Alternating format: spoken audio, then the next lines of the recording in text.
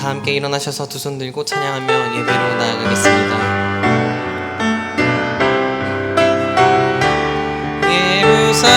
예루살렘아 여호와를 찬송할지어다.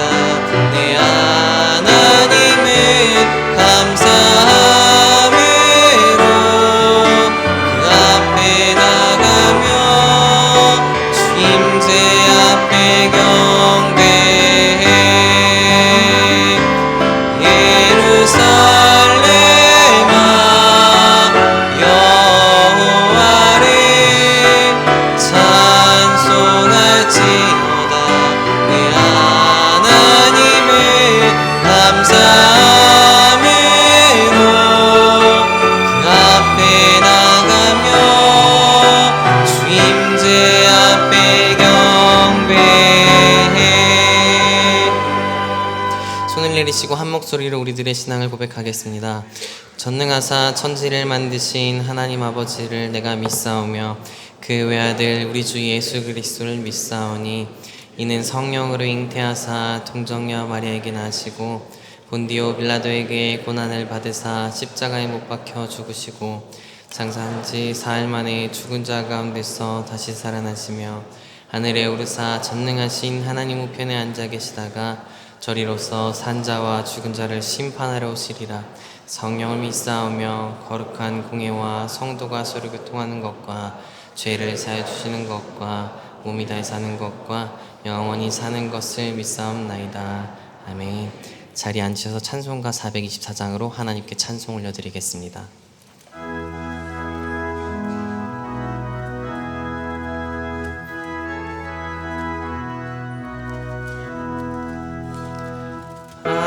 아버지여 나의 맘을 맡아주 관하시고 완악하고 교만한 것 변케 하여 주소서. 온유하고 겸손하여 화평하게 하시고 망령되고 악한 일을 물리치게 하소서. 하나님의 은총 속에 나를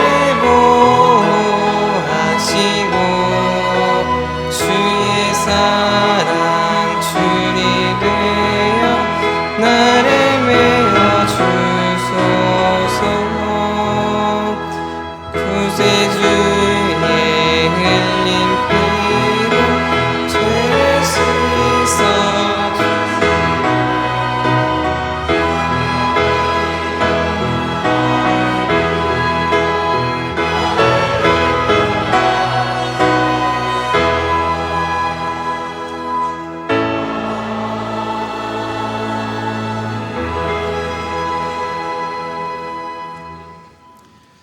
창조주 하나님 아버지, 우리를 통하여 일하시는 주님의 크신 은혜에 감사드립니다.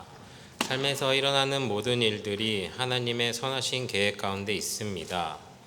날마다 주님의 뜻을 알아가며 깨닫고 순종하며 동참하게 하여 주옵소서. 고난과 어려움 속에서도 세밀하게 역사하시는 주님의 사랑을 경험하게 하시고 지금 이 순간에도 쉬지 않고 일하시는 하나님만 바라보며 주님의 선하신 섭리를 신뢰하게 하옵소서. 세상의 유혹과 주님의 말씀을 바르게 분별하고 하나님께서 주신 믿음의 신앙으로 생각으로만 그치지 않고 실천하는 지혜로운 주님의 자녀가 되게 해 주소서. 우리에게 베풀어 주신 사랑으로 이웃을 내 몸과 같이 사랑하며 예수님의 사랑을 세상에 전하는 믿음의 동역자가 되게 하옵소서. 은혜의 동산교회를 사랑하고 축복하여 주시고 개척하고 넓혀가는 모든 길 위에 주님의 은혜와 평강을 더하여 주소서. 목사님께 성령의 능력과 사랑을 채워주시고 보이지 않는 곳에서 헌신하며 봉사하는 손길 위에 복을 내려주셔서 교회가 사랑과 기쁨이 넘치는 공동체가 되게 하소서.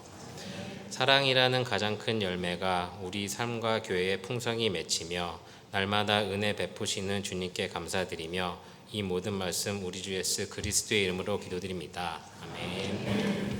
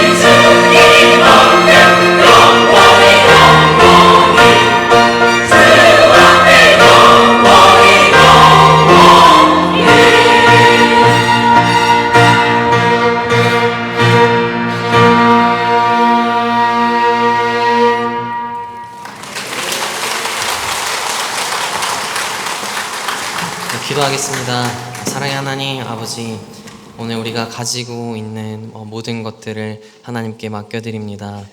하나님께서 주신 것임을 고백하며 하나님께 귀한 예물 올려드립니다. 하나님 기쁘게 받아주시옵소서.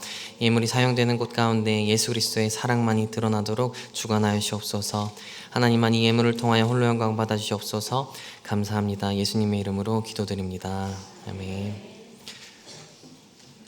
교회 소식 전해드리겠습니다. 은혜의 동산교회 처음 오신 분들 주님의 이름으로 환영합니다. 처음 오신 분들은 예배 후에 나가셔서 왼편에 있는 새가족실로 오시면 잘 안내해드리도록 하겠습니다. 오늘 주일 예배는 맥주 감사주일로 드립니다. 7월과 8월은 간편복장입니다. 주차장 부지를 위한 작정 헌금 광고입니다. 작성하신 작정서는 나가실 때 안내위원들에게 제출해 주시면 됩니다. 작정하신 헌금을 하실 때 인터넷 헌금은 주차라고 표기해 주시면 되시고, 또 헌금 봉투로 헌금하시는 성도님들은 주차 표시라고 적어 주시면 재정부에서 따로 만들어 주십니다. 납부는 2분의 1 또 10분의 1로 나누어서 납부도 가능합니다. 금요중보 기도 모임 광고입니다. 7월 10일 금요일부터 8월 21일까지 방학합니다. 8월 28일 날 금요일부터 재개가 됩니다. 7.14 연합기도 대성회 참가 신청 광고입니다. 7월 18일 서울 잠실체육관에서 있습니다. 신청 기한은 7월 12일까지입니다. 문의는 이상원 목사님께 해주시면 됩니다. 2026년 글로벌 단기선교 팀원 모집 광고입니다. 7월 26일부터 27일까지 해피투게더라는 주제로 엔케렘 수양관에서 진행됩니다. 문의는 장현진 전사님께 해주시면 됩니다. 관리국에서 주차장 출입 시 유의사항 광고입니다.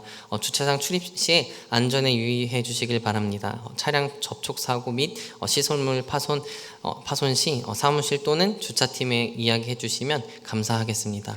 제1권사회 원래회가 오늘 오전 10시 40분부터 오후 1시 30분까지 엄니추어탕에서 있습니다.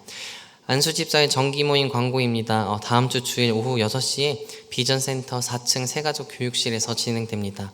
대상은 1, 2, 3교구 기존 및 신임 안수집사입니다. 문의는 김종수 집사님께 해주시면 됩니다. 교역자 동정입니다. 유치부에 이진환 간사님이 부임하셨습니다. 교인동정입니다. 축복마을 이미선 비성도님 심호상 당하셨습니다. 이번 주 식당봉사는 반성마을이고, 또 다음 주 식당봉사는 반성마을입니다. 청소봉사는 축복마을입니다. 이제 함께 하나님의 말씀을 보겠습니다. 오늘 하나님께서 우리에게 주신 말씀은 창세기 26장 12절에서 35절 말씀입니다. 창세기 26장 12절에서 35절 말씀입니다. 구약성경 36쪽에 있습니다. 한 절씩 교독하여 읽고 마지막 절은 함께 읽도록 하겠습니다. 이삭이 그 땅에서 농사하여 그 해에 100배나 얻었고 여호와께서 복을 주심으로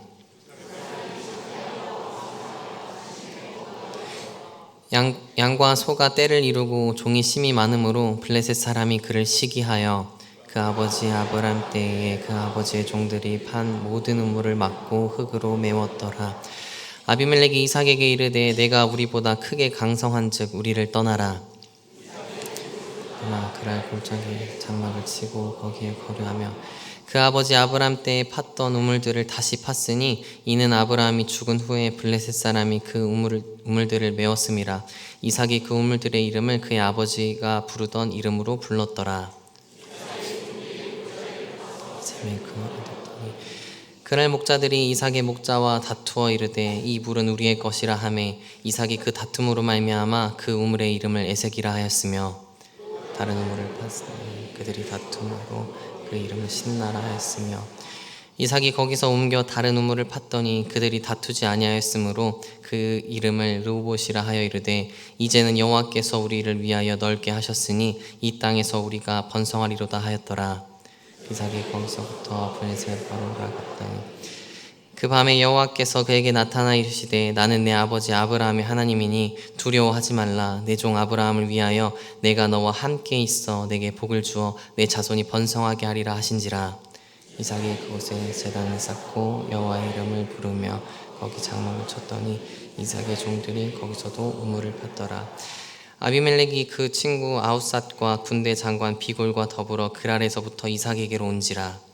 이삭이 그에게 이르되 너희가 나를 미워하여 나에게 어찌하여 내게 왔느냐. 그들이 이르되 여호와께서 너와 함께 계심을 우리가 분명히 보았으므로 우리의 사이 곧 우리와 너 사이에 맹세하여 너와 계약을 맺으리라 말하였노라. 너는 우리를 해하지 말라. 이는 우리가 너를 범하지 아니하고 선한 일을 내게 행하여 내가 평안히 가게 하였습니다. 이제는 너는 여호와 복을 받은 자이니라. 이삭이 그들을 위하여 잔치를 베풀매 그들이 먹고 마시고 맹세한 후에 이삭이 그들을 보내매 그들이 평안히 갔더라. 그날에 이삭의 종들이 자기들이 판 우물에 대하여 이삭에게 와서 알리어 이르되 우리가 물을 얻었나이다 하매 그가 그 이름을 세바라 한지라. 그러므로 그 성읍이 오늘날까지 브에셀바라. 에서가 40세에 헷족속과 브에리의 딸 유딧과 헷족속 엘론의 딸 바스맛을 아내로 삼아 맞이하였더니 그들이 이삭과 리브가의 마음에 근심이 되었더라. 아멘. 담임 목사님 나오셔서 여유 그리고 온유라는 제목으로 말씀 전해주시겠습니다.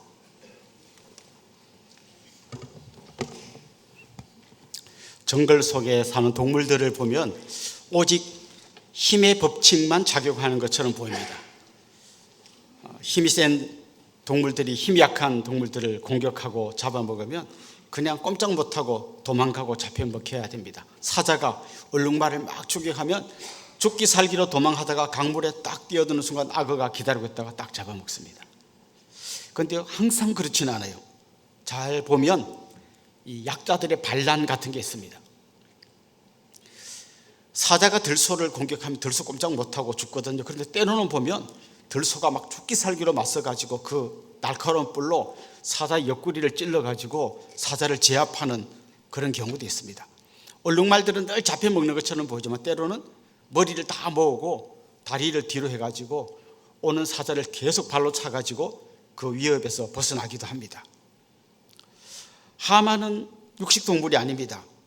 그런데요, 자기 새끼를 악어가 잡아먹었다 그러면 하마 입 힘이 엄청납니다. 이걸로 그냥 악어를 아작 해가지고 그냥 부러뜨려 죽입니다. 그러니까 분명히 이 정글의 세계에 보면 힘센 동물이 있고 약한 동물이 있지만 약한 동물도 또 막바리같이 맞서가지고 결국 위기에서 벗어나기도 하고 때로는 역전을 이루기도 합니다.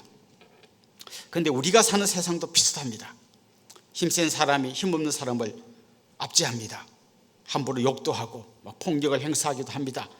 그렇다고 힘없는 사람이 맨날 당하고 있지는 않습니다. 힘이 없으면 법으로 해도 되고 법으로 해도 안 되면 막 인터넷에 올려가지고 그 사람 창피를 주기도 하고 어떻게든 악바리같이 맞서야 힘 있는 사람에게 안 당하고 살아남는 게 우리가 사는 이 세상의 삶의 모습입니다. 그런데 이런 세상에 살다 보면 우리 그리스도인들에게 굉장히 큰 어떤 고민이 생깁니다. 성경에 보면 네가 먼저 참아주고 용서하고 네가 하나님의 미랄에 대해서 죽고 십자가를 지고 가라.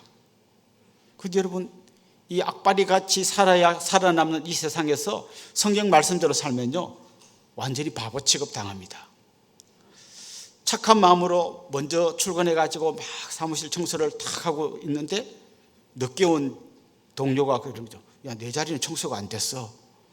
그럴 때 이게 뭐가 확 올라오려고 합니다.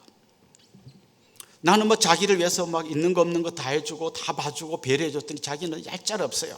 내가 필요할 때 도움 청하면 들은 척도 안 합니다. 이럴 때 뭐 고민이 생겨요. 나도 저 사람하고 같이 맞서야 살아남을 것 같은 거죠.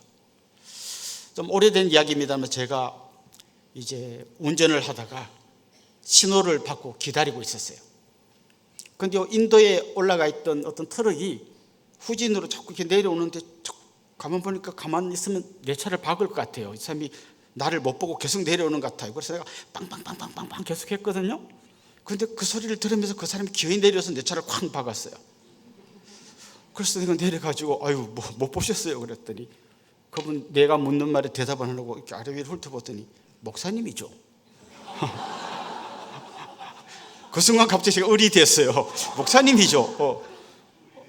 이 사람이 내 차인 성경책을 봤나 아니면 내 얼굴에 뭐가 목사라고 써져 있나? 그러더니 이분이 주머니에서 10,000원짜리를 딱 꺼내서 이렇게 말하는 거예요. 저 위에 산업도로 올라가면 찌그린 차 펴드립니다라는 데가 있는데 이거 10,000원 주면 될 겁니다. 아니 판금도 하고 도색도 해야 되는데 이거 갖고 해결하라는 거예요. 그런데 목사님이죠를 들었기 때문에 제가 아무 말도 못하고 아이고 예 알겠습니다 하고 왔어요. 오면서 생각이 약간 좀 화가 나는 거죠. 아니, 그리스도인들 맨날 이렇게 당하고 억울하게 살아야 되나? 나도 충분히 할 말이 있고 뭐 주장할 게 있는데 이렇게 손해만 보고 살아야 되나? 아마 여러분도 뭐 이 정도는 아니어도 비슷한 고민들을 많이 할 겁니다. 내가 정말 그리스도인답게 한번 살아보려 하면 꼭 사람들이 나를 호구로 보는 경향이 있는 거죠. 오늘 본문에 등장하는 이삭의 이야기 읽어보면 꼭 그런 이야기 같아요. 오늘 본문에 보면 우물 이야기가 많이 나옵니다. 우물은 이 당시의 우물은 우리가 생각하는 것보다 훨씬 더 큰 어떤 재산의 가치가 있습니다. 요즘이야 우리야 뭐 수도꼭지만 틀면 물이 줄줄 나옵니다만은 이 당시는 우물에 가야만 물을 먹을 수 있는데, 물을 기를 수 있는데, 사람만 그 우물을 먹고 사는 게 아니라 목축업을 하는 사람들이 양이나 소나 낙타나 이런 걸 다 물을 먹여야 애들이 살 수 있잖아요. 그럼 우물이 있어야만 목축업도 할 수 있고 농사도 지을 수 있고 나도 물을 마실 수 있습니다. 우물은 그 당시로 보면 굉장히 중요한 어떤 재산 같은 거예요. 요즘 뭐 삼성전자 또 뭐 SK가 지방으로 갈 때 그 용수가 있냐, 물이 있냐, 뭐 이게 굉장히 중요한 이슈가 되는 것처럼 이 당시도 우물이 있냐, 있어야 내가 제대로 내 삶을 영위할 수 있는 그런 시대인 거죠. 그런데 오늘 본문에 보면 이렇게 중요한 우물을 그 그랄 사람들이 이삭에게 있는 우물을 이렇게 메우고 또 빼앗고 막 이런 이야기가 나옵니다. 왜 그랬는지 오늘 본문에 보면 12절에서 14절 말씀에 보면 이런 말씀이 나와요. 이삭이 그 땅에서 농사하여 그 해에 100배나 얻었고 여호와께서 복을 주심으로 그 사람이 창대하고 왕성하여 마침내 거부가 되어 양과 소가 떼를 이루고 종이 심이 많으므로 블레셋 사람이 그를 시기하여 이렇게 되어 있습니다. 자, 앞에 보면 이런 얘기가 나오죠. 사실 우리 지난주 말씀을 여러분 기억하신다면 이런 말씀 기억날 겁니다. 흉년이 됐는데 하나님께서 이 땅이 가나안 땅에서 떠나가서 애굽으로 가지 말고 여기 머물러라. 그래서 그가 이 흉년의 때에 하나님 한 분만 믿고 나와 함께 하신다는 하나님의 약속을 믿고 거기 머무는 얘기가 나옵니다. 그런데 머물렀더니 하나님이 그를 흉년을 통해서 이 믿음의 근육을 단련시켜 주시고 마침내 그에게 100배의 복을 주셨다. 우리 눈이 좀 번쩍 뜨이지 않습니까? 100배의 복을 주셨다. 그리고 그 이런 단어들이 나오죠. 창대, 왕성, 거부. 어마어마한 거부가 된 거예요. 하나님께서 그 고난의 때 하나님 한 분만 믿고 의지하는 이삭에게 이런 것들을 주신 거죠. 그 사이에 그는 그릇을 잘 준비한 거죠. 자, 근데 문제는 뭔가 하면 이렇게 잘 되니까 주위에 있는 사람들이 그를 시기하고 질투했다 이런 말씀이 나오는 거죠. 사실 여러분 이게 시기하고 질투하는 마음은요 똑같을 때는 잘 안 생기는데 내 옆에 사람이 확 잘 되면 갑자기 그런 마음이 듭니다. 누가 막 주식 샀는데 막 3배로 뛰었다 그러면 나도 살 걸 막 이런 마음이 들고 있죠. 학교 다닐 때 나보다 공부 훨씬 못한 애가 어느 날 탁 좋은 차 몰고 탁 나타나면 막 우리 남편이 굉장히 미워지고 이렇게 굉장히 좀 시기하는 마음들이 생기면 내 마음이 굉장히 불편해집니다. 그런데 이 시기심이 좀 심해지면 어떻게 되냐면 이게요 옆에 있는 사람에 대한 또 폭력으로 나타납니다. 가인과 아벨 이야기 아시잖아요. 하나님께 제사를 드렸는데 아벨의 제물은 하나님이 받아주시고 가인의 제물은 안 받아주셨습니다. 시기심이 생겼죠. 그런데 이 시기심이 생긴 걸로 끝난 게 아니라 폭력으로 동생을 죽여버립니다. 요셉 이야기도 보면 그렇잖아요. 아버지가 요셉을 너무 편애하니까 형들이 시기하고 질투하다가 동생을 다른 나라의 종으로 팔아버리지 않았습니까? 지금 이 그랄 사람들도 그런 시기심이 일어난 거죠. 이삭이 너무 복을 받고 잘 되니까 그걸 보고 시기심이 일어나서 그들에게 일종의 폭력을 가하는 게 어떤 방식으로 나타났나 하면 우물을 메워버립니다. 아까 제가 우물이 얼마나 소중한 재산의 가치가 있는 건지 말씀드렸는데요. 우물을 확 메워버립니다. 흙과 돌로 다 메웁니다. 한번 상상해 보십시오. 이삭의 종들이 이제 양떼와 소떼를 끌고 우물에 물을 먹이러 막 갑니다. 이제 양들이 막 곧 물을 먹을 걸 기대하면서 매 하고 이제 막 끌고 갑니다. 가서 이제 물을 먹이려고 딱 보니까 다 우물이 메워져 있는 겁니다. 굉장히 황당했겠죠. 이게 뭐지? 우리 딴 우물로 가보자. 우물이 뭐 여러 개 있었으니까 그 딴 우물에 갔더니 거기도 다 흙과 돌로 메워져 있습니다. 지금 물을 마실 수 없다는 것도 굉장히 힘들고 괴롭지만 누군가가 의도적으로 우리를 공격하고 있다는 걸 딱 느낄 때 아마 머리 끝이 쭈삣하고 뭔가 좀 두려움이 생겼을 거예요. 대놓고 말하는 거죠. 나 너희들 싫어. 꼴 보기 싫어. 너 잘 되는 꼴 보기 싫어. 너도 못 먹고 나도 못 먹게 우물을 메울 거야. 아주 그냥 악의를 가지고 공격하는 걸 그들이 이제 깨닫게 되는 거죠. 마지막 결정타가 있습니다. 그 그랄의 왕이었던 아비멜렉이 이삭을 찾아와서 이야기합니다. 우리를 떠나라. 이유는 네가 우리보다 강성해졌기 때문이다. 너 잘 되는 꼴 보기 싫으니까 꺼져라 라고 아주 심하게 이야기를 하는 거죠. 그래서 결국 이삭은 아마 여기서 멀지 않은 그랄 골짜기 쪽으로 갔습니다. 이 골짜기라고 되어 있는 이 단어는 원래는 그 와디라고 하는 건천입니다. 물이 없는 마른 강이죠. 그 우기 때만 잠깐 강이 한번 넘쳤다가 그 다음에는 그냥 평범한 땅처럼 이렇게 물이 하나도 없는 그런 곳으로 갔는데요. 오늘 보면 19절에 보면 이런 말씀이 나와요. 이삭의 종들이 골짜기를 파서 샘 근원을 얻었더니. 참 이상하지 않습니까?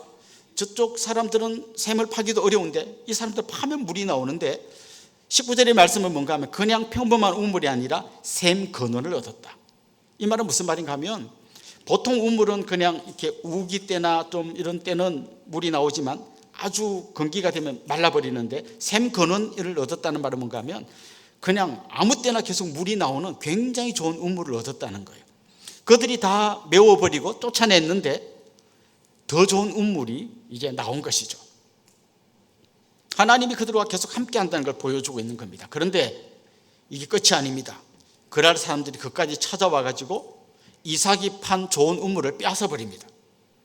그래서 이삭이 그 우물에 이름을 붙입니다. 에색, 다툼이라는 뜻입니다. 이 다툼의 우물이라고 이름을 붙이고 뺏으니까 그냥 줘버리고 딴 데로 갑니다. 가서 또 팝니다. 그래서 팠더니 또 우물이 나옵니다. 그런데 그랬더니 그랄 사람들이 또 찾아와 가지고 그 소중한 우물을 뺏어버립니다. 그래서 이름을 신나라고 붙입니다. 적대, 정오, 고발 이런 뜻이 있습니다. 뭐 좀 어려운 말이긴 하지만 나중에 사탄이란 그 단어도 이 신나라는 이 단어와 같은 어근에서 나오는 단어예요. 그러니까 굉장히 좀 악의적으로 찾아와 가지고 이 우물을 다 빼앗아 버린 겁니다. 그래서 또 딴 데 가서 우물을 팝니다. 근데 이번에는 그들도 무슨 생각인지 그냥 놔둡니다. 그래서 러호봇, 그 로봇이나 이름은 좀 넓은 곳 이런 이름의 뜻이 있습니다. 어쨌거나 이렇게 그가 계속 양보하고 줘버리고 또 가서 포기하고 자기 우물을 또 팝니다. 그래서 이삭을 좀 표현하는 가장 적합한 성경적 단어가 있다면 온유함이에요. 온유함. 이 온유함이란 말의 진짜 뜻은 뭔가 하면요, 힘이 없어서 그냥 가만히 있는 게 아니에요. 온유함을 설명하는 가장 좋은 표현은 길들여진 야생마입니다. 엄청난 힘을 갖고 있는 야생마이지만 잘 길이 들여져 가지고 주인 말에 고분고분하게 말 잘 듣는, 이게 온유함이란 뜻이에요. 그러니까 이삭도 사실은 굉장히 많은 종들도 있었고 아버지에게 물려받은 많은 게 있었기 때문에 아버지 때 318명을 이끌고 가서 롯을 구출해온 정도의 힘을 가진 집안이지만 이삭이 그 힘을 다 발휘하지 않고 그냥 온유함으로 참습니다. 힘이 없어서가 아니라 하나님을 신뢰함으로 참는 것이죠. 자, 그러면 아까 우리 말씀드린 것처럼 이렇게 계속 참고 양보하면 바보 취급당할 텐데 왜 이렇게 하는 걸까? 이삭에게는 한 가지 믿음이 있었습니다. 너희들이 다 빼앗아가도 하나님 또 주실 거다라고 하는 믿음이 있는 거죠. 하나님이 우리와 함께 한다는 그 말 속에는 이런 의미가 녹아 있는 거죠. 다 빼앗겨도 하나님 또 채워주실 거다. 한마디로 여유가 있는 거예요. 이삭의 온유가 어디에서 나왔나? 하나님을 신뢰하는 그 믿음이 주는 여유에서 나온 거예요. 그래서 여유가 온유를 만들어낸 겁니다. 그래서 저는 이걸 오늘 좀 줄여서 투유라고 말하고 싶어요. 투유. 두 가지 유가 있어요. 여유가 있고 이 여유가 온유를 만들어낸다. 그런데 이 여유는 어디서 온 거라고요? 하나님을 신뢰하는 그 믿음에서 온 거라는 거죠. 사실 이삭은 그 흉년을 통과하면서 이걸 깨달은 거예요. 흉년이고 다른 사람들 다 굶어 죽을 것 같이 보일지라도 하나님이 끝까지 나를 책임지시고 지키실 뿐만 아니라 마침내 나에게 100배의 복을 주신 하나님이신데 너희들이 다 빼앗아가도 뭐 걱정 없어. 하나님 또 주실 거니까. 이미 그는 계속 경험하고 있잖아요. 빼앗기면 파면 우물이 또 나와요. 그렇게 파기 어려운 우물이 하나님이 함께 하시니까 파면 그냥 우물이 나옵니다. 만약 여러분이 사과 100개가 있는데 누가 한 개만 주세요 하면 뭐 줄 수 있어요. 근데 한 개밖에 없어요. 나도 먹고 싶어요. 이거 다 먹어도 나는 모자랄 것 같아. 근데 누가 달라 하면 쉽게 못 줍니다. 여유가 없는 거죠. 이삭은 많이 가져서가 아니라 지금 손에는 별로 잡은 게 없을 때부터 하나님이 다 갖고 있으니까 난 하나님께 받으면 되니까 그에게는 늘 이런 여유가 있었던 거죠. 여러분 어떠신 것 같습니까? 지금 오늘 맥주 감사 주일인데요. 지난 한 반년을 돌아보십시오. 아마 여러분 중에는 여러 가지 힘든 시간을 통과한 분들이 있을 겁니다. 마치 이삭이 흉년을 통과한 것 같은 그런 시간을 통과한 분들이 있을 겁니다. 그런데 어떻습니까? 하나님께서 여러분을 눈동자같이 지키셨습니다. 공중의 새를 먹이시고 또 들의 백합화를 입히시는 그 하나님께서 우리를 눈동자같이 지키셔서 우리가 지금 오늘 이 자리에 앉아서 예배를 드리고 있는 겁니다. 이 고난의 때에, 힘든 때에 우리가 할 일은 뭔가 하면 그릇을 준비하는 거예요. 하나님 주신 은혜를 내가 다 담아낼 수 있는 믿음의 그릇을 키워가다 보면 하나님이 그 그릇에 놀라운 것들로 채워주실 줄 믿습니다. 그래서 이 맥주 감사 주일날 우리가 해야 될 건 뭔가 하면 지나온 반년을 돌아보면서 하나님께 감사할 뿐만 아니라 앞으로 남은 시간도 하나님이 나를 책임지시겠구나, 하나님 나를 지키시겠구나, 내가 없으면 하나님 채워주시겠구나, 그런 믿음에서 나온 여유를 가지게 되는 거죠. 이 여유를 가지게 되면 어떻게 됩니까? 온유한 삶을 살 수 있다는 거예요. 남들이 나에게 손해를 끼쳐도 좀 내가 참아낼 수 있고 그냥 양보할 수 있는 그 힘이 바로 이 여유에서 나온다는 것이죠. 레위기에 보면 그런 말씀이 나와요. 추수할 때 밥 모퉁이는 추수하지 말고 좀 남겨둬라. 이삭이 땅에 떨어지면 그걸 끝까지 다 썰어 담지 말고 좀 놔둬라. 그래서 나그네나 고아나 과부가 그냥 그것 좀 가져다가 먹고 살 수 있도록 해줘라, 이런 말씀이 나옵니다. 그 여유는 어디서 나옵니까? 이거 없어도 하나님 나를 책임지실 것이라는 그 믿음에서 나오는 것이죠. 결국 이삭은 원래 자기가 살던 브엘세바라는 동네로 다시 돌아갑니다. 근데 24절에 보면 하나님이 그에게 이런 약속을 주십니다. 그 밤에 여호와께서 그에게 나타나 이르시되, 같이 한번 읽어봅시다. 나는 내 아버지 아브라함의 하나님이니 두려워하지 말라. 내 종 아브라함을 위하여 내가 너와 함께 있어 내게 복을 주어 내 자손이 번성하게 하리라 하신지라. 잘 보십시오. 지금 하나님이 아브라함에게 주셨던 약속이 있어요. 근데 그 약속을 이제는 이삭에게 주시는 겁니다. 무슨 얘기인가 하면 지금까지 하나님은 아브라함의 하나님이었는데 이제 이삭의 하나님이란 걸 그가 깨닫게 됩니다. 아브라함의 하나님이 이제 이삭의 하나님이 된 것입니다. 결국 이 약속을 받은 다음 이삭이 어떻게 하는가 하면요, 먼저 제단을 쌓습니다. 제단을 쌓고 하나님의 이름을 부릅니다. 그 다음에 한 게 뭔가 하면 우물을 받더니 또 물이 나왔다, 이렇게 되어 있습니다. 그가 먼저 한 게 항상 이런 거예요. 하나님 이름을 부르는 거예요. 하나님 앞에 제단을 쌓는 거예요. 왜냐하면 내 모든 이 여유의 뿌리는 하나님이 나와 함께 하심이고, 이게 돼야만 그 다음 일이 다 진행되기 때문에 그는 최우선순위로 하나님께 제단을 쌓고 하나님의 이름을 부르는 겁니다. 그 다음은 하나님이 또 음물을 파괴해 주시는 거죠. 그렇습니다. 저는 여러분에게 이런 고백이 있기를 소망합니다. 하나님 한 분이면 충분합니다. 아무것도 없어도 온 우주의 주인이신 하나님이 나와 함께 하신다면 그것만으로 충분합니다. 나를 귀하게 여겨주는 사람 한 명 없어도 괜찮습니다. 나의 이야기를 들어주는 사람 한 명 없어도 괜찮습니다. 내 손에 뭔가 잡혀있지 않고 아무것도 없어도 괜찮습니다. 하나님 한 분이면 충분합니다. 이 고백이 정말 믿음으로 여유를 가진 사람의 고백이 되는 거고요. 이런 고백을 할 수 있는 사람은 좀 손해를 볼 줄도 알고 베풀 줄도 알고 나눠줄 줄도 알게 되는 것이죠. 자, 근데 오늘 본문 후반부에 가면 놀라운 반전의 이야기가 나옵니다. 이삭을 쫓아냈던 아비멜렉이 그의 참모들과 함께 이삭을 찾아옵니다. 그리고 우리가 화친을 맺자고 이야기합니다. 지금까지 온 이야기로 봐서는 이삭이 아비멜렉을 찾아가서 좀 봐주세요 뭐 이렇게 해야 될 것 같은데, 거꾸로 아비멜렉이 이삭을 찾아와서 우리와 화친을 맺자고 이야기합니다. 자기들의 힘으로 이삭을 괴롭히고 쫓아내고 빼앗고 음부를 메고 다 했습니다.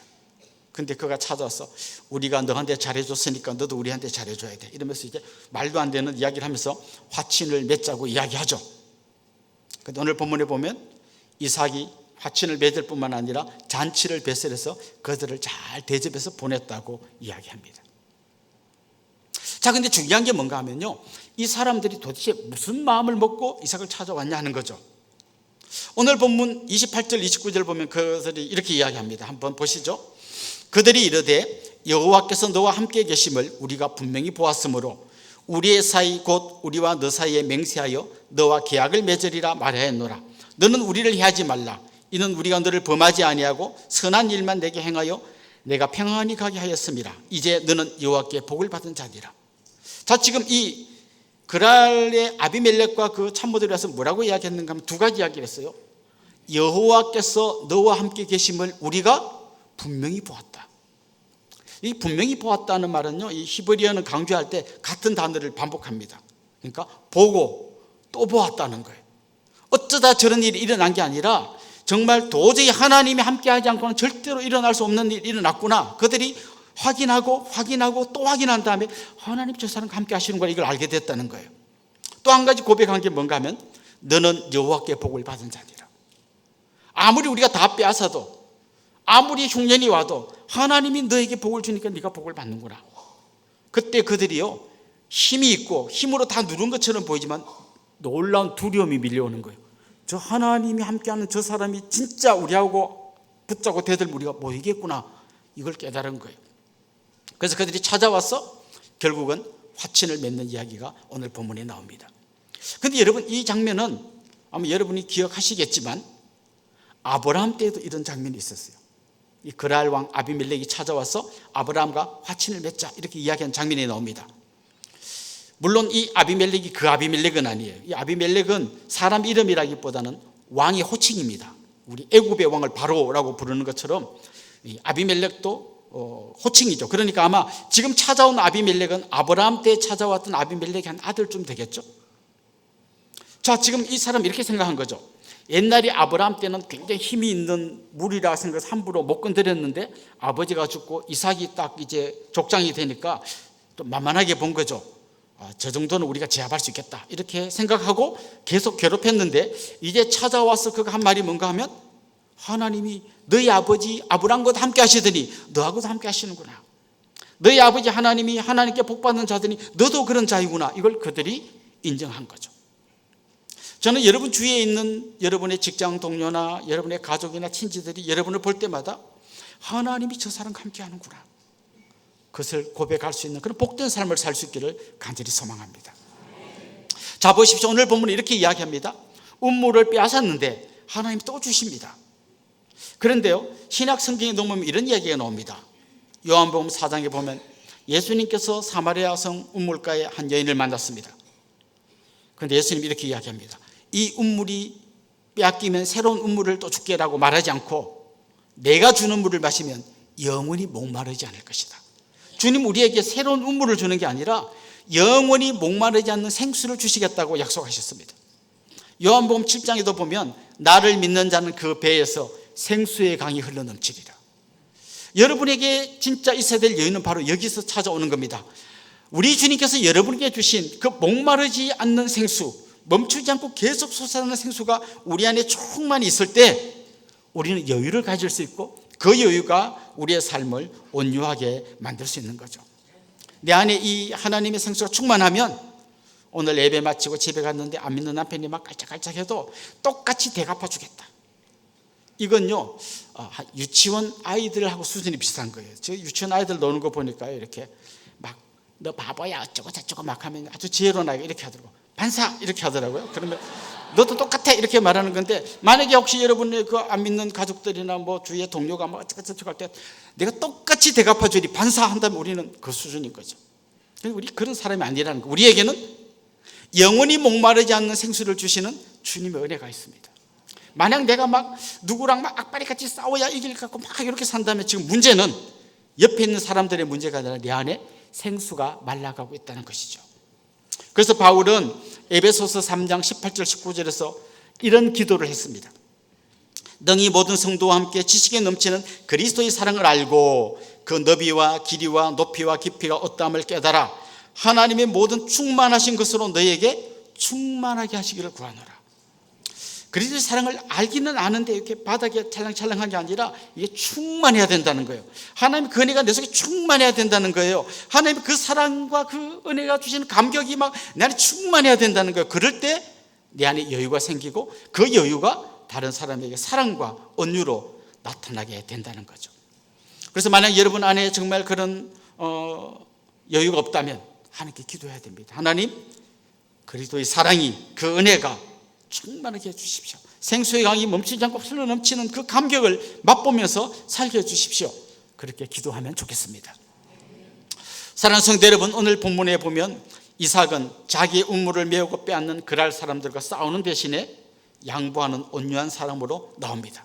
그 온유함의 뿌리는 하나님을 신뢰하는 믿음에서 나온 거고요, 그 믿음이 그에게 여유를 주었고 그 여유 때문에 그는 온유할 수 있었습니다.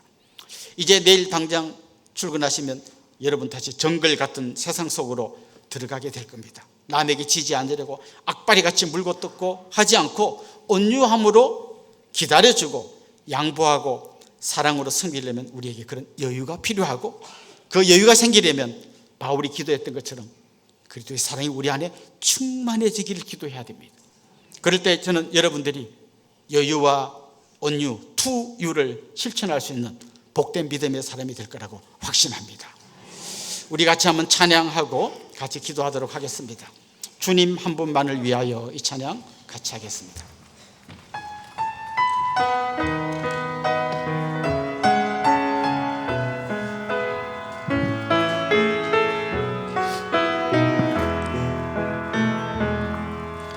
주님 한 분만을 위하여, 주님 한 분만을 향하여, 주님 한 분만을 바라며 내 영혼이 찬양 드려. 한 번 더 고백합시다. 주님 한 분만을 위하여, 주님 한 분만을 위하여, 주님 한 분만을 향하여,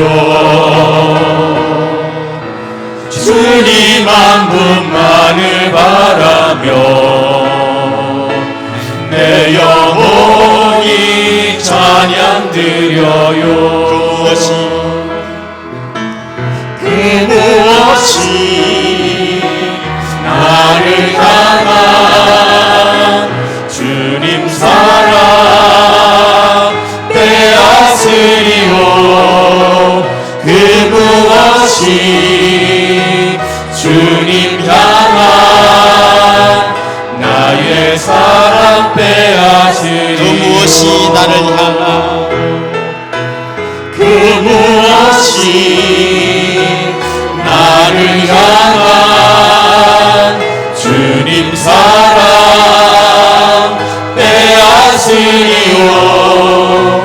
그 무엇이 주님 향한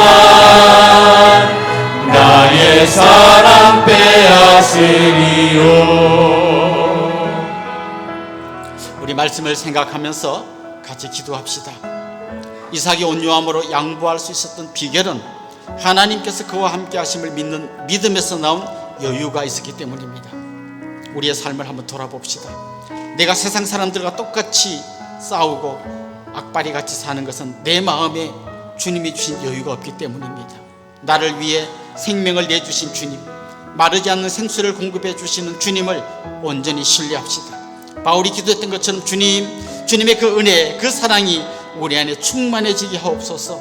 주님이 주시는 그 여유로 다른 사람을 용서하고 이해하고 양보할 수 있게 해주십시오. 우리 그런 마음으로 합심해서 통성으로 기도하겠습니다. 살아계신 우리 하나님 아버지, 오늘도 우리 가운데 세를 행하신 하나님을 찬양합니다.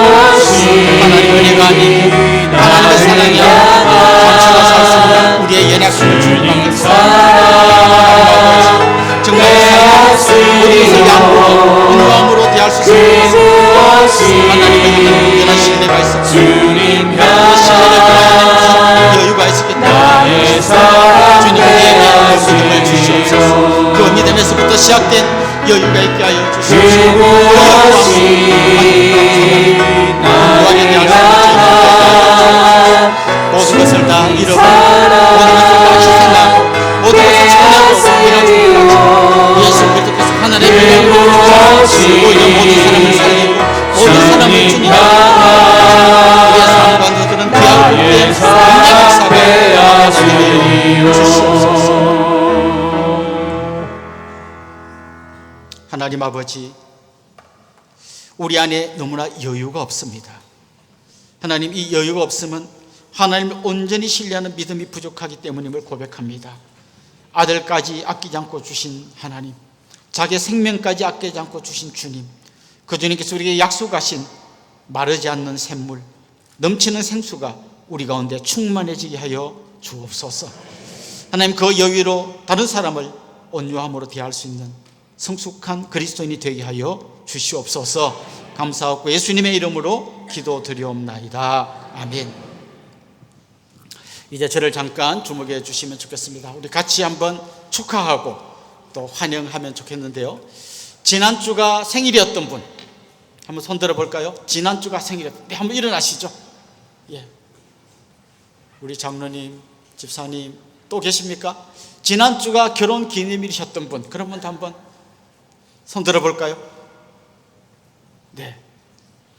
특별히 오늘 좀 여러분에게 소개하고 싶은 분이 있는데, 우리 은동교가 낳은 귀한 일꾼 우리 이진한 간사님이 이제 유치부에 부임하게 됐습니다. 한번 일어나시죠. 저분이십니다. 뒤를 얼굴 한번 보여주시죠. 예. 예.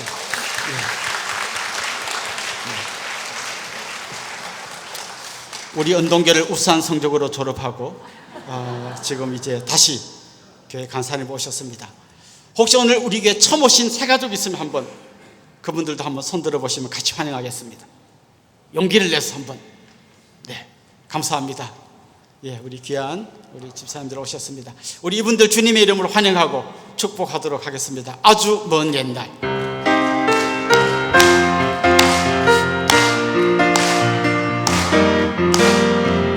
아주 먼 옛날 하늘에서는 당신을 향한 계획이 있었죠. 하나님께서 바라보시고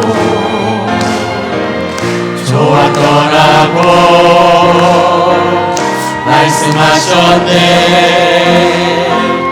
이 세상 그 무엇보다 귀하게 나의 손으로 창조하였노라.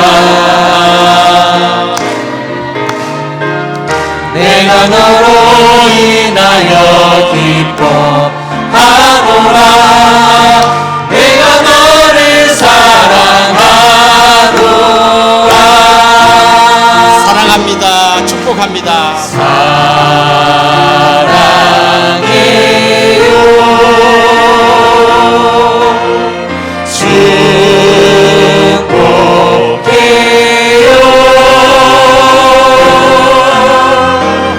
당신의 마음에 우리의 사랑을 모아드립시다.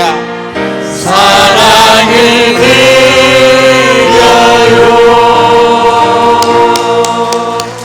사랑합니다. 축복합니다. 우리 옆에 있는 분들, 앞뒤 분들과 다 인사합시다. 주님의 이름으로 사랑하고 축복합니다.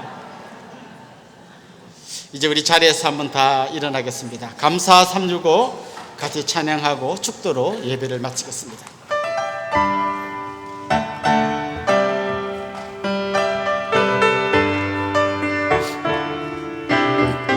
오늘 우리를 이곳에 두신 특별한 하나님 계획 함께 하심에 그 무엇도 감사로 고백해요. 지금 이곳에 함께한 우리 소중한 하나님 은혜 매일의 감사 가득 담아 큰 소리로 선포해요. 여호와께 감사하라. 그는 선하시며 인자하심이 영원하도다. 오고 가는 모든 시간에 감사로 찬양하리라. 여호와께 감사하라. 그는 선하시며 인자하심이 영원하도다. 오고 가는 모든 시간에 감사로 찬양하리라. 우리 주 예수 그리스도의 은혜와 하나님 우리 아버지의 극진하신 사랑과 성령님의 감화, 감동, 위로, 교통, 충만하심이 사랑하는 주님의 백성들과 그 가정 위에 이제로부터 영원토록 함께 있을지어다. 아멘.